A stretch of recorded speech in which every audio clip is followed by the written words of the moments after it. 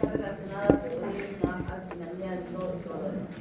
Hemos mejorado, antes de la pandemia habíamos mejorado el porcentaje de la pobreza, pero después de la pandemia hemos vuelto a los niveles exactamente iguales y peores que antes de la pandemia. Entonces, tenemos que conocerla bien, estudiar bien. Y sabemos que esta bacteria, por lo que ya habíamos mencionado en algún momento, es una bacteria, es la pared bacteriana, pero no es similar a la que habíamos observado en las bacterias gram positivas. Tiene algunas peculiaridades similares, pero es muy variable en todos los componentes que tiene. Y la membrana no tiene ninguna variación, es exactamente igual. Tiene una capa de peptidoglicano delgada, pero sobre ella tiene una serie de componentes como el arabino galactano, que es el que está encima justo de la capa de peptidoglicano, es el galactano, y más arriba el arabino manano. Encima los ácidos micólicos, importantes, y más afuera una cápsula. Pero no solamente es esta composición, diríamos, especial, sino que cada uno de estos componentes tiene acciones específicas en el daño que produce esta bacteria en el huésped. Vamos a ir describiendo una por una. Esta es la configuración del vivo arabino manano. Miren qué característica que se forma como estructuras, tanto entre la misma pared, así como también externamente. En una forma más sencilla podemos diferenciar que además de lo que estoy mencionando, aquí encima están los sulfáticos, que también tienen acciones específicas de daño cuando se produce una infección por la bacteria. Es decir, que los sulfáticos, los ácidos micólicos, los aminogalactanos, son elementos muy importantes que específicamente van a producir características especiales en la bacteria. La coloración que empleamos para poder evidenciar a la bacteria es la más importante porque la coloración es la de Zinn-Nielsen. Esta coloración de Zinn-Nielsen sirve para que nosotros podamos identificar a las bacterias, como estamos viendo aquí, en un fondo azul, porque se utiliza como colorante de contraste, el azul de berileno, en un fondo azul, estos vacíos de color rojo. La coloración la vamos a hacer en la práctica esta semana, ustedes la van a desarrollar. No va a ser para examen, la coloración es un poco larga, nos demoraríamos en el examen práctico un montón, si nos demoró un montón en nuestra primera fase, aquí nos demoraríamos el doble. Pero es importante que la conozcan porque puede ser que en algunos centros de salud donde ustedes hagan su CEDU puede existir estos reactivos para hacer la coloración. Entonces tienen que hacerla, la van a hacer en la práctica, la vamos a hacer. Con todo el cuidado que deben incluirlo. Ya me he enterado que han roto un tubito, no sé en qué grupo, y no me lo han comentado tampoco los profesores, de pseudomonas. Es de pseudomonas. A pesar de que se les dice, se les reitera y se les reitera, siempre hay alguien que hace las cosas mecánicamente y no está pensando en lo que hace. Así que si esta persona le empieza a tener una inversión, le está jalado el curso. Si se infecta, está jalado. ¿Qué significa? Que se ha infectado no haciendo las cosas correctas. Merece ser aprobado. Estoy hablando de jalado todo el curso, no estoy hablando de la fase ni nada, todo el curso. Así es que hagan las cosas con cuidado. No sé qué digo, voy a preguntar, nadie me ha dicho, los profesores también están asustados, parece, y nadie me ha comentado y me he enterado por otros lados. Todo entero, todo, en ojos, por todo lado. La morfología y la estructura y la composición son bocoides, sobre todo cuando las hacemos la coloración de los medios de cultivo, pero cuando las vemos directamente de una muestra biológica, son filamentosas, muy finitas, delgaditas, y pueden medir hasta 5 micrómetros de longitud. Barro. Expliqué en la clase pasada lo que significaba barro, y a esta bacteria que también se utiliza la misma técnica de coloración le llamamos barro, ácidos alcohol resistentes, donde vamos a ver a la bacteria de un color rojo brillante. Su cubierta de cera está formada por N-acetilglucosamina y N-glucolinfurámico, muy importante, porque justamente estos componentes son los que van a participar en que la bacteria no sea decolorada cuando se utiliza el alcohol ácido que se emplea para su decoloración. Es aerobio estricto y en algún momento, hace la primera fase, cuando explicábamos el metabolismo y el crecimiento, yo dije que esta bacteria tenía un tiempo diferente a Escherichia coli, que yo había dicho cada 30 minutos se va duplicando, ¿verdad? Pero en este caso demora 18 horas. Como demora tanto la división celular para formar una célula hija, obviamente ya estamos nosotros interpretando que las infecciones producidas por esta bacteria nunca van a ser agudas, no van a ser crónicas, se van a dar en el tiempo, se van a producir en el tiempo. Y es muy resistente a la desecación por los componentes de su pared. ¿Y qué significa esto? Que a veces la bacteria es viable en esputos que nosotros podamos ver en la calle. Muchas veces vemos cuando estamos caminando esputos con sangre, ¿verdad? ¿Alguna vez han visto en la calle que estaban caminando y de repente ven un esputo con sangre? Esa bacteria es viable en ese esputo por un tiempo antes de que se produzca la desecación completa. La estructura antigénica de esta bacteria tiene una tuberculina que es derivado proteínico purificado. Es un derivado de las proteínas viejas que contiene la bacteria y muy importante porque nosotros vamos a emplear este conocimiento para hacer un diagnóstico. Un diagnóstico lo llamamos TPD o Mantux, o la prueba de la tuberculina. Significa lo mismo y aplicamos este compuesto que ya ha sido procesado en el laboratorio para inyectar en el antebrazo de la persona. ¿Alguien había visto bajo este procedimiento? En la letra. La lepromina, usamos esta técnica de aplicar intradérmicamente y ver la formación de una reacción que es una pápula que se evidencia, y en este mismo caso también esta proteína es la que empleamos nosotros para hacer esa prueba. También tiene unos polisacáridos solubles, la cera D justamente es esto que había mencionado, que evita que se pueda decolorar fácilmente. El factor de cuerda que va a permitir que la bacteria se una entre ellas como formando estreptobacilos y que nosotros podemos visualizar cuando hacemos la coloración. Nosotros vemos bacterias que están como si fueran estreptobacilos de 2 o 3, significa que tiene esta proteína que permite la unión y nosotros estamos ya asumiendo que esta cepa de esta muestra que estamos observando es muy virulenta, porque así en cadena va a ser mucho más difícil que pueda ser fagocitada. Y el antígeno 60, que es otra proteína que también tiene esta bacteria muy importante y que nosotros investigamos, no es muy fácil muchas veces diagnosticar tuberculosis, porque sobre todo cuando no se está produciendo una tuberculosis pulmonar, si no se está produciendo una tuberculosis en otro lugar, nosotros medimos en sangre la proteína 60, el antígeno 60 en suero, que nos puede estar dando aproximadamente ya una versión de que estuviéramos frente a una infección por esta bacteria. Entonces, como mencioné, parte de esa estructura de la bacteria está relacionada a la patogenicidad de la bacteria. En primer lugar, tiene la ciclasa de denilo, que es una enzima que elimina la bacteria externamente e inhibe la desregulación de los macrófagos. Esta bacteria se mete dentro de la célula, es fagocitada por el macrófago. Y cuando está dentro de ese macrófago, esta bacteria evita a través de esta enzima que los lisosomas puedan romperse y puedan esas enzimas destruir a la bacteria. El adenovectano produce una respuesta inútil de los anticuerpos. ¿Se pueden producir anticuerpos? Claro que se van a producir anticuerpos, definitivamente. Todo antígeno estimula la producción de anticuerpos. Y esta bacteria tiene múltiples componentes para que puedan estimular esa respuesta de producción de anticuerpos.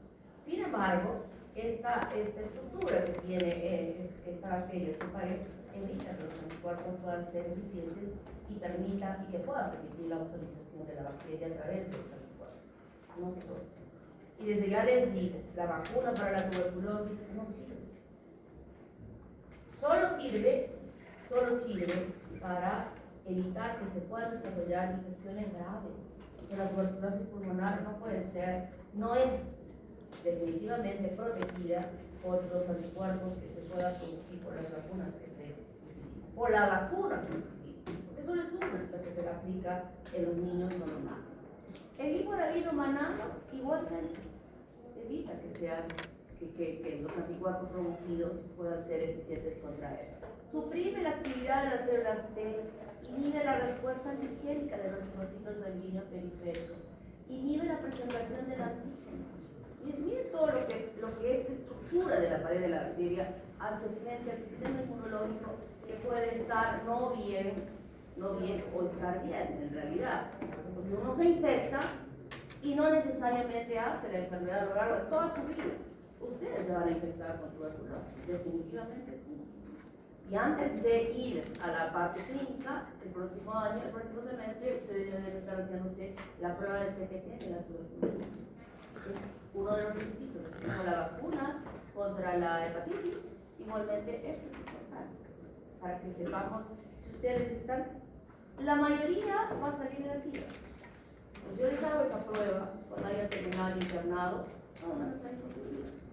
Están tuberculosos, enfermos, pero están infectados. Están infectados y lamentablemente con bacterias vivas, viables. Induce la producción del factor alfa de necrosis tumoral e inhibe la activación de macrófagos mediada por el interferón gamma. ¿Es eficiente todo lo que tenemos en el organismo para poder destruir completamente la bacteria? No. ¿La puede aislar? Sí. Pero destruirla, no. Los ácidos glicólicos confieren resistencia al ácido y protegen contra ácidos y álcalis. Los ácidos micósicos inhiben la migración de los leucocitos. Estimula la formación de los granulomas. ¿Qué dije yo? ¿Cuál era la característica de las infecciones producidas clínicamente por el estafilococo? La niña de la formación de abscesos. La formación de abscesos. En este caso, la lesión característica de una infección por tuberculosis es el granuloma. ¿Está claro? Y es un granuloma que obviamente no lo voy a poder ver en un escudo.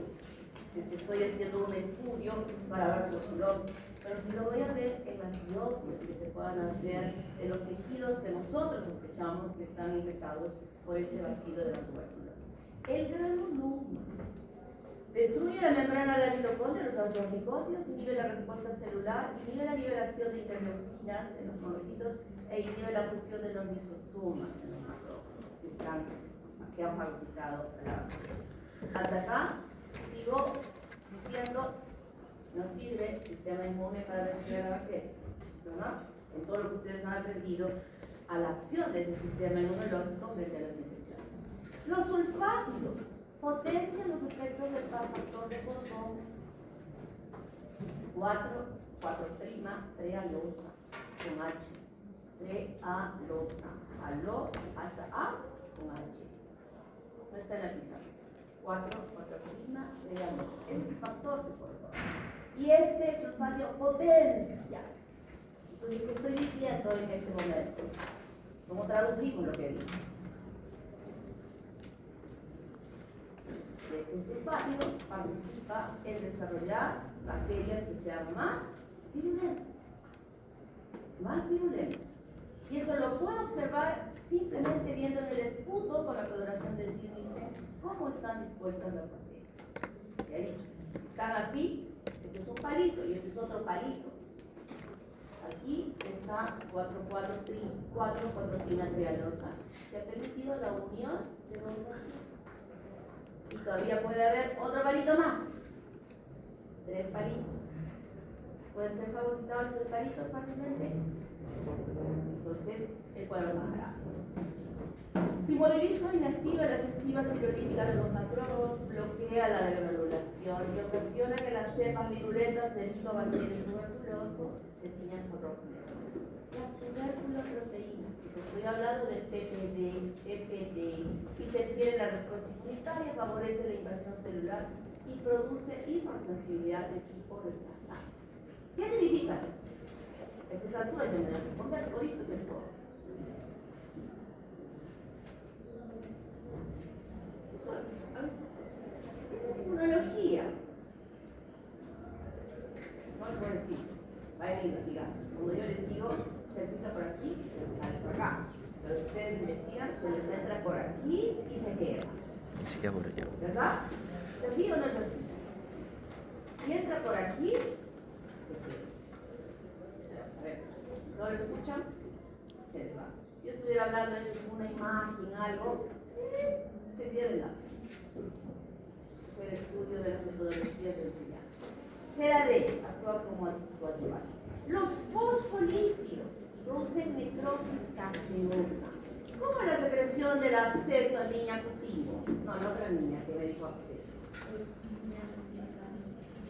No, en general, ¿cómo es? ¿Qué carácter? Independientemente del color, ¿cómo es?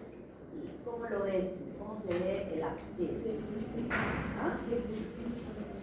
No, lo que sale del absceso, ¿cómo se ve? ¿Cómo es? Es pus, es fluido, ¿verdad? Nosotros deberíamos un absceso, cortarnos y va a salir pus, como la leche en este té. Pus. Pero cuando nosotros tenemos una infección con esta bacteria, no se produce pus, se produce una necrosis gaseosa. Gaseosa significa como el queso. Como el queso fresco, ese que compramos para hacer las cocinas, la comida de la casa, que viene envuelta en esta cosa del, no sé cómo se llama, que vienen así con unas cositas fresco, el quesito fresco, que jamás se debe comer crudo. Primero, ¿qué usan para coagular la leche? ¿Saben lo que usan para coagular esa leche de esos quesos? ¿Ah? ¿La pastillita? Hay una parte en el intestino del cordero que se llama cuajo. No sé cuál es esa parte. Y es el yeyuno, el lirio. Y ese pedacito de intestino estará estéril. Y ese pedacito es uno que lo lava, ¿no? Si no es el color de las heces. Lo deben lavar, lo meten allí y la leche se coagula, se forma como un cuajo. Y luego hacen esta cosita que no sé qué se llama, que viene del culo, que está en el lago, una ramita, que le hacen el anillo, ponen el queso, presionan, y ese queso que pongamos en la comida cruda, en la comida cocida. ¿Veis que ese queso estén comiendo crudo? No se come crudo ese queso. Ese es para hacer el ají de calabaza, el pastel de todos los pasteles que metemos al horno, el rocoto relleno. Ahí podemos. Y ustedes han visto la estructura, la composición de ese queso. Si ustedes hacen así, ¿cómo se granula, verdad? Exactamente igual. Esa es la intoxicación. ¿Es una pus fluida? No. Es como el queso. Es como el queso. Por eso decimos intoxicación. Y nosotros podemos, macroscópicamente, si tiene un paciente que aparece con un ganglio acá, será un ganglio de un linfoma. El cirujano de cabeza y cuello saca el ganglio, nos envía patología y nosotros tenemos que hacer los cortes para dar el diagnóstico. Y la patología, para hacer eso, primero nos fijamos, ¿no? Luego que hemos fijado el hormón para que no se entere la estructura, cortamos. Y al momento de cortamos el ganglio, necrosis gaseosa. ¡Ay, qué bueno que está! Tuberculosis. Obviamente, comparado a la reparación de la neoplasia, decimos que bueno, porque podemos tratar. Pero no hay pus. Eso se llama necrosis gaseosa. ¿Quién es responsable? Los fosfolípidos.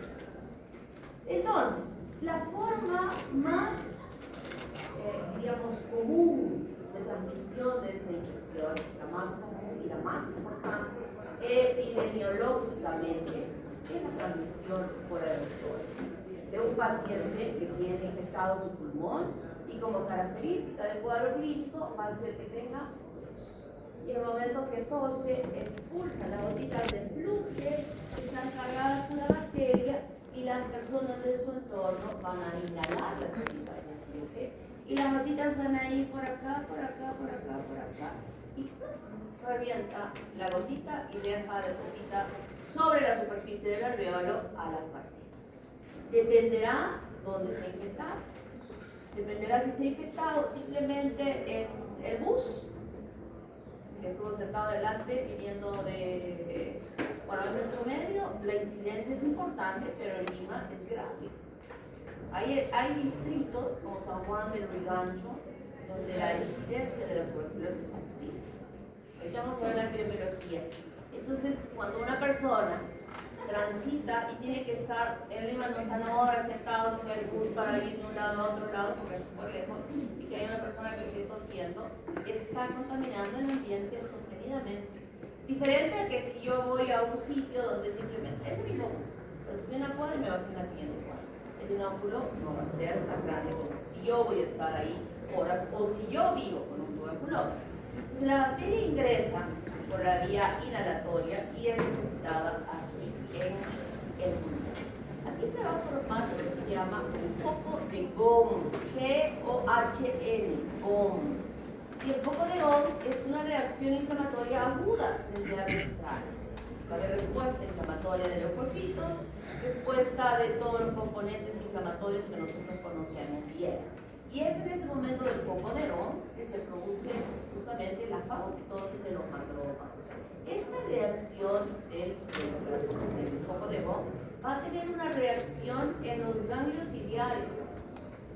Y cuando hay estos ganglios se infartan. Así está el foco de Gom, se llama complejo de Gom. Lo mismo, pero con la participación de estos ganglios a nivel iliaco. Y desde este lugar, el organismo puede mantener, si tiene un buen sistema inmunológico, puede mantener a ese foco ahí.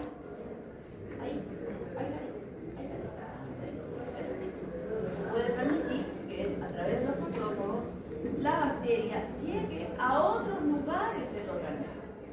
O sea, tuberculosis pulmonar la vamos a ver en un momentito, y a partir de un foco, como dije, inicialmente el más importante por donde ingresa la bacteria es a través de la vía inhalatoria, infectando inicialmente el pulmón, puede llegar a cualquier lugar: cerebro, músculos, tubo digestivo, genitales, hígado, riñón, glándula suprarrenal, vejiga, útero, trompas, ovario. Y en la parte genital del varón igual. O sea, no hay un lugar donde digamos hueso. El segundo lugar de osteomielitis se le lleva a la tuberculosis. Osteomielitis por tuberculosis. La primera, ¿quién era? Aurus. La primera es Aurus y la segunda tuberculosis. Entonces, no hay un lugar donde digamos no va a llegar. La vacuna, que ya les he dicho que no es buena, protege para esto. Puede tener cierta participación para que no se produzca esto, pero no impide. ¿Está claro? No impide. Entonces, he dicho que lo más importante, con la meningitis tuberculosa, igualita que las meningitis, ahora sí agrego el citoquímico de tuberculosis. Ojito. No es igual al citoquímico para estafilococo o Neisseria meningitis, no es igual. Aquí hay una variación en los componentes celulares, en los componentes de glucosa, en la proteína. ¿Recuerdan que les dije? Esto va a cambiar. Tienen que aprender para decir, esta meningitis es por tuberculosis, porque no vamos a poder identificar inicialmente a la bacteria. Puede haber una tuberculosis enteroperitoneal, que así se llama. Aquí nosotros encontramos un signo clásico. El paciente clínicamente tiene diarrea o estreñimiento a lo largo de su proceso infeccioso. Y clínicamente nosotros hacemos esto en el abdomen, todo el abdomen, percutimos. Y tenemos el tablero de ajedrez, el signo del tablero de ajedrez, donde vamos a encontrar matidez y sonoridad. Matidez y sonoridad, se llama el tablero de ajedrez. Tenemos infecciones a nivel de los genitales, puede haber esterilidad. Tenemos infección en el riñón y se traduce con lo que yo había explicado en el grupo de prácticas que tengo en el sedimento urinario, Niña Bautista. ¿Qué dije? ¿Cómo era el sedimento urinario de una tuberculosis renal? A ver, cualquiera de mis grupos, porque también estoy segura que se los ha dicho antes. Con cilindros serios. Con cilindros serios. Libera. Oxa. No me contesta, les voy a buscar menos un punto. Calle. Niña calle. Leucocitos. ¿Ah? Leucocitos. ¿Qué más? hematuria y ¿había bacterias? No, abacteriuria, leucocituria y hematuria. La triada de no me acuerdo el nombre, es un nombre. Eso se ve aquí. Y cuando yo ese sedimento encuentro eso, definitivamente pienso que es una tuberculosis renal, pero también puede haber hemorragia si es que está instalada a nivel de la vejiga. En el hígado igual, ese sí puede llegar en cualquier lugar, pero lo más importante es la tuberculosis pulmonar.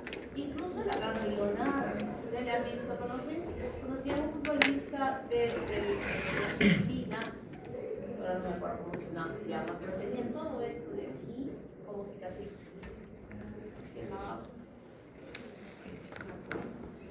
De la época de Messi. Bueno, tenía todo esto. Entonces, la tuberculosis ganglionar se da aquí, se apertura hacia el exterior y tenía. Claro, que en el caso de él no fue de tuberculosis, tampoco fue por pero se parece exactamente igual. Puede haber la piel, sí, para las personas que están tose y se puede ver una lesión, o para la gente que trabaja en el laboratorio sin el cuidado que debe tener. Articular. Miliar significa que está todo el órgano comprometido con la tuberculosis. Y siempre de ello hablamos cuando hablamos de la tuberculosis pulmonar, que se ha extendido en ambos campos pulmonares y que comprometa cada pulmón. Esto es grave y mortal, difícil de poder recuperarse. Entonces, el diagnóstico, de acuerdo a los criterios Stigen y Toledo, puede ser clínico. Ese cuadro clínico nos los van a describir en su caso clínico todos en la segunda práctica de esta semana. ¿Cómo es ese cuadro? Solo quiero ratificar lo siguiente. La característica importante va a ser la tos. Una tos seca al inicio y húmeda después cuando se espectora estas secreciones que van a ir de purulentas a ser hemoftoicas cuando tiene estrías de sangre o a ser hemoftisis cuando es sangre roja fulminante. Pero aquí quiero subrayar lo siguiente. Antes decíamos, si un paciente tiene tos por más de un mes, hasta no demostrar lo contrario, vamos a pensar que sea tuberculosis. Después bajamos a 3 semanas. Si un paciente tiene tos por más de 3 semanas, hasta no demostrar lo contrario, vamos a decir que es tuberculosis. Y ahora nos hemos bajado a 2.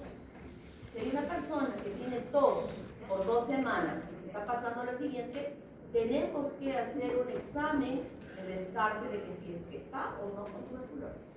Y gracias a eso hemos podido detectar tempranamente cuadros de tuberculosis que, siendo sometidos a los tratamientos que están, los sistemas que se conocen, la recuperación es más rápida y la posibilidad de que lleguen a la resistencia antimicrobiana sea menor.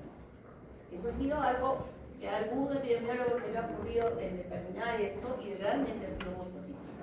En la epidemiología ya sabemos que nuestro país es un país tercermundista, que después de la pandemia se ha elevado y vamos a ver algunos estudios luego muy importantes. Está relacionada a la pobreza, al hacinamiento, y eso significa mala alimentación. Uno de los elementos más importantes que tenemos para protegernos es estar alimentados, porque ya estamos aprendiendo que la vacuna no nos va a salvar.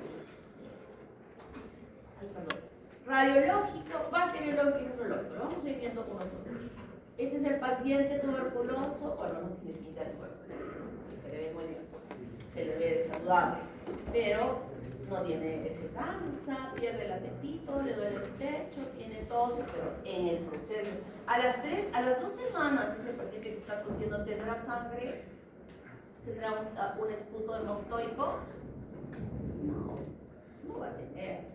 ¿Qué es hemoftisis o que ahí aparezca sangre? Que la lesión esté dañando el epitelio del alveolo y al dañarlo, al destruirlo, está cayendo sangre de estos capilares. Inicialmente, cuando hablamos de hemoftoico, estrías de sangre, pintaditas de sangre, hemoftisis de sangre roja mutilante que el paciente debe eliminar. Tiene febrícula, porque tampoco tiene fiebre, le da 37.5, alguna vez de 68, sudoración nocturna profusa, empieza a sudar y está la tos. Cuando esto va acentuándose, ahora sí. Y ahí vemos y pensamos que tiene SIDA, además. La unión de tuberculosis con SIDA es así. Bien. O sea, no quiero decir que esto no va a tener que ser quirúrgico, no. Lo que quiero decir es que el paciente con la infección del HIV fácilmente desarrolla el cuadro clínico de la, porque va a estar y se va a infectar. Y ya sabemos que el sistema inmune está en el suelo y fácilmente la enfermedad, como otras enfermedades, van a resaltar. Radiológico. Al inicio ni siquiera parece bien, es más, ustedes también se van a tomar la radiografía. Van a hacer la radiografía para hacer frente a esto. Al final voy a hablar muy importante de lo que el gobierno ha instalado, la radiografía con IA. Y está metida la IA. Y eso está permitiendo que más fácilmente se pueda observar algún daño a nivel pulmonar también para ayuda diagnóstica. Tengo pacientes que de pronto en esa vaciloscopía de las 2 semanas no haya evidencia de la bacteria, pero la radiografía con IA ya puede estar mostrándonos algunas imágenes. Aquí hay un compromiso mayor, pero usualmente al principio ni siquiera aparece el cuerpo, una manchita chiquitas, como esta parte de aquí. Ustedes lo pueden ver en su computadora mejor. Son manchitas chiquitas. Cuando ya vemos así, ya significa que el daño es mayor, más grave. Bacteriológico, investigamos la presencia de la bacteria en la muestra que esté ocasionando el problema. Orina. En la orina lo que se hace, en la primera orina de la mañana, antes se juntaba toda la orina de la noche para buscar un vacío en la orina. Pero hoy en día ya se ha avanzado y dice, no es necesario. Basta que sea la primera orina de la mañana y punto. Nada más. Y o si es que es eritroencefalorraquídeos, estamos viendo ahí que allá tenga una meningitis, estamos sospechando. Cuando hacemos el citoquímico, ya dije, bien difícil al principio que vamos a ver quién es. Entonces, cuando se hace el citoquímico, y el citoquímico nos está diciendo tuberculosis, les estoy diciendo lo que es verdad. O sea, no siempre cuando un paciente tiene meningitis hacemos el cultivo para tuberculosis. Lo hacemos cuando el citoquímico nos dice, es tuberculosis. Haz el cultivo, haz la coloración de silicio, porque lo primero que hacemos es la coloración de Gram, ¿verdad? O sea, el citoquímico allí nos ayuda muchísimo para poder orientar mejor nuestra conducta de diagnóstico. Y entonces tenemos una muestra y vamos a visualizarla microscópicamente con la coloración de Sil-Nielsen o de Kim-Yu. La que usamos es la de Sil-Nielsen, que tiene como colorante de contraste el azul del metileno. Y el de Kim-Yu no colorea nada excepto las bacterias, pero no las usamos. Usamos la de Sil-Nielsen. También puede haber otras técnicas como la fluorescencia. Agregamos auramina a la coloración, o rojo de tiacina, o rodamina, y se observa con la luz ultravioleta para poder identificar a la bacteria. Sigo ratificando, lo que digo es que hacemos la coloración de Sil-Nielsen. Ese está el programa de diagnóstico inicial de la tuberculosis. Entonces, les dije la clase pasada, la vaciloscopía es el conteo de las bacterias, ¿se acuerdan? Igualito sucede en el tejido cuando hacemos la biopsia de estos pacientes con lepra. Entonces, esta vaciloscopía ahora la vamos a hacer en el esputo. Y este esputo tiene que tener requerimientos para ser solicitados. El requerimiento de que sea la primera expectoración de la mañana, luego que el paciente está toda la noche.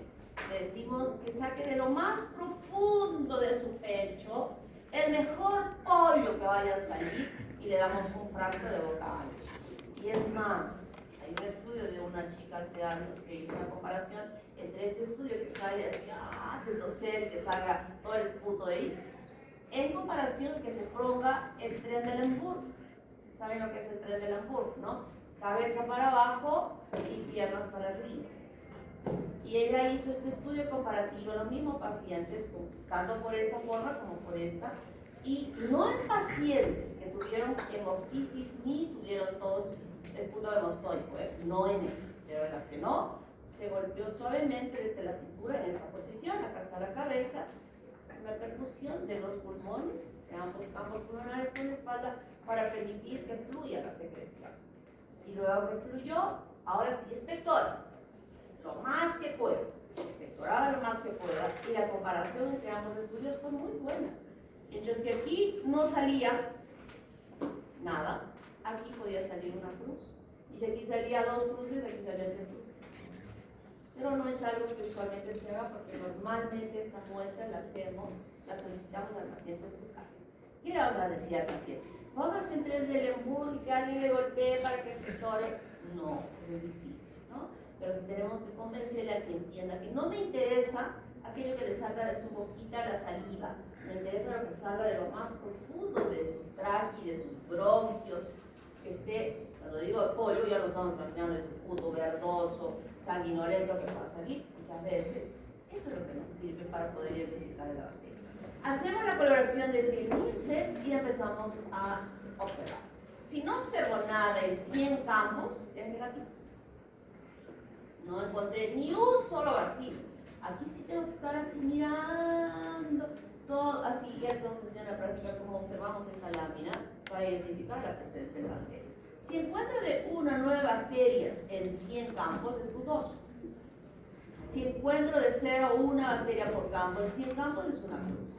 De 1 a 10 por campo, en 50 campos, 2 cruces. Si se encuentran más de 10 bacterias por campo, en bacterias solo cuento 20 campos, pues para que voy a contar 100. Les cuento, ni siquiera cuento 20, porque yo muchas veces cuento 1, después paso y veo y voy a contar. Es tanta la presencia de las bacterias que ya no nos invita a contar, pero que son las normas que se dan. ¿Para qué sirve esto? Sirve para que nosotros digamos, es un cuadro clínico muy grave. Está con una infección muy grave y es más, les digo, apenas encontremos una cruz en un paciente, debe ser internado. Porque esta es la forma, el mecanismo más rápido a través de la tos que pueda transmitir a otras personas y nosotros epidemiológicamente tenemos que cortar esa posibilidad. Entonces está hospitalizado. Y el control que nosotros hacemos para que pueda ser dado de alta es justamente la vacunografía. Si no encontramos ya nada, ya puede irse a su casa a seguir con su tratamiento. Pero si encontramos estuvo con 3, a los que lo veo igual sigue tosiendo, está recibiendo tratamiento, y a los 3 días indico nueva vacunografía y encuentro 3, ¿qué pienso? ¿Cuál sería mi idea? Y a la semana le vuelvo a hacer la vacunografía, tenía 3 cruces de inicio, y a la semana le hago y sigue teniendo 3. Resistencia a los antimicrobianos. Resistencia a los antimicrobianos. Ese paciente está infectado con una cepa que es resistente a los antimicrobianos. O sea que mi esquema de tratamiento no está siendo efectivo en el paciente. Esto es importante porque es la forma de controlar si estoy haciendo bien las cosas o no las estoy haciendo bien las cosas. Cultivamos. Se debe cultivar. Sobre todo se cultiva porque estamos frente a cepas que son multidrogresistentes o resistentes. Cultivamos la orina, cultivamos el líquido de cefalorraquídeo, cultivamos otras muestras donde no voy a encontrar en esa orina la cantidad de bacterias que yo puedo encontrar en la vaciloscopía de esputo, por si acaso. No es fácil. No es que haya tanta como podemos ver, 3 cruces en el pulmón, vamos a ver 3 cruces en la región. Es difícil.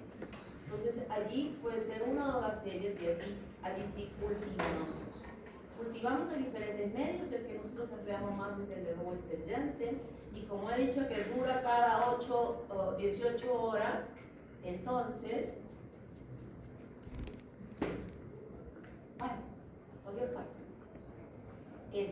como es cada 18 horas, definitivamente las bacterias pues, que en el cultivo van a crecer cada 30 minutos. Entonces el cultivo tiene un tiempo de desarrollo. Hay diferentes técnicas que se han acopado, pero la que se usa, la que tenemos nosotros es la de Wester Janssen, que incluye el verde malaquita, que es el antimicrobiano que va a inhibir el crecimiento de las demás bacterias. Ese esputo, ¿por dónde sale? Por la boca. ¿Cómo era su boquita? Terrible. ¿Ah? Pues esta va a inhibir el crecimiento de todas las bacterias que pueden haber sido contaminadas cuando el esputo estuvo saliendo desde la tráquea y de esa manera va a permitir el crecimiento libre de la bacteria que nace en el esputo. Este es el verde malaquita y estas son las colonias, como se ven, de crecimiento.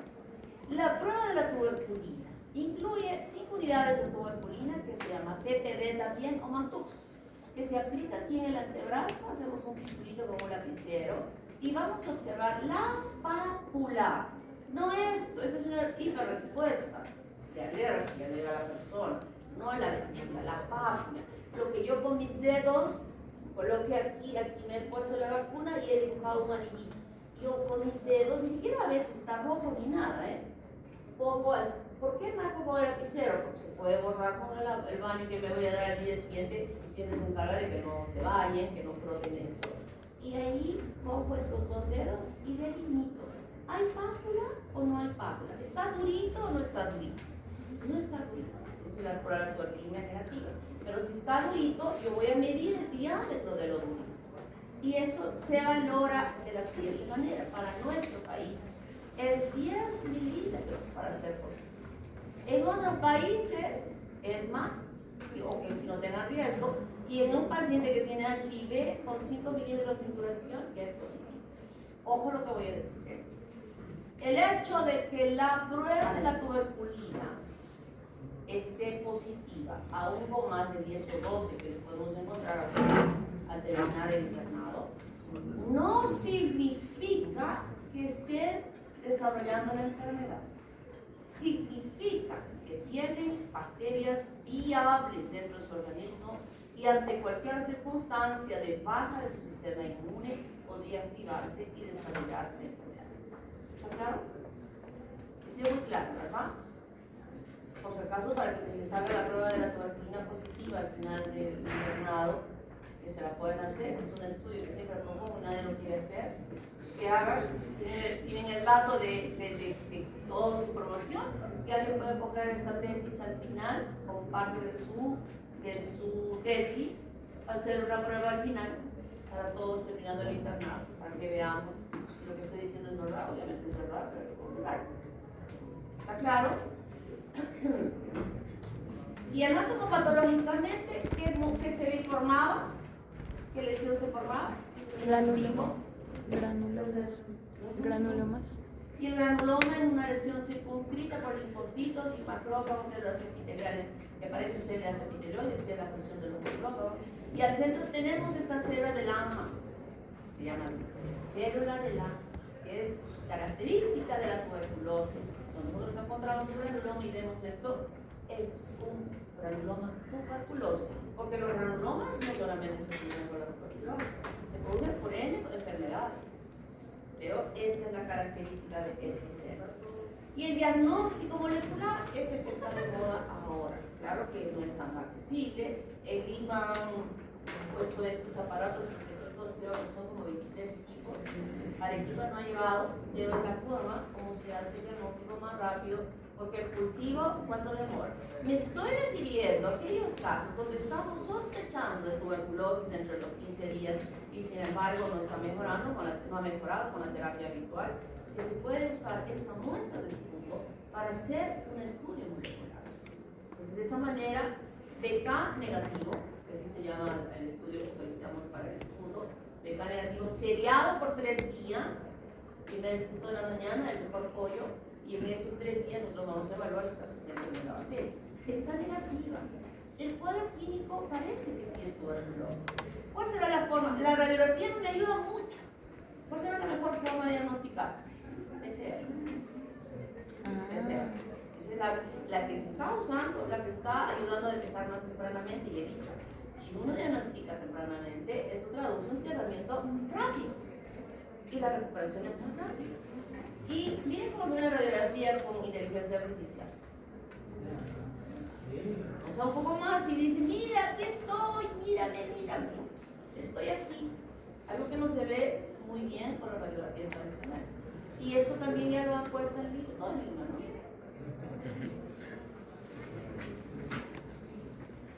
Ya debe llegar para los ciudades. El tratamiento. Ustedes me van a decir en los casos clínicos que van a resolver cuáles son los esquemas tradicionales que se emplean con streptomicina, isoniazida, rifampicina, etapultor, piracinamida, capriomicina, canamicina, ácido, paramino, salicil. Aquí hay múltiples esquemas. desde lo primero que se emplea cuando recién se ha diagnosticado y después también por eso es que vamos a emplear de ese paciente que abandonó el tratamiento y que no continuó y ahora lo estamos recibiendo nuevamente con mayor daño en su pulmón. ¿Por qué abandonó? ¿Por qué? Porque muchas de estas drogas son hepatotóxicas, son nefrotóxicas, producen gastritis. Entonces el paciente abandona porque se siente mal. Y ahí está nuestra función, nuestra labor de hablar, de convencer, decirle cuando se sienta mal. Cada mes hay un programa de tuberculosis. El programa de tuberculosis descubre todo, el diagnóstico, esa prueba de PCR, todo el tratamiento, la hospitalización, la comida, todo está dentro del programa de la tuberculosis en nuestro país. Luego que se les ha negativizado esta vaciloscopía, ellos tienen que asistir mensualmente a este lugar que hay en el Hospital General atrás, en la región de salud ahí atrás. Hay enfermeras, psicólogos, todo es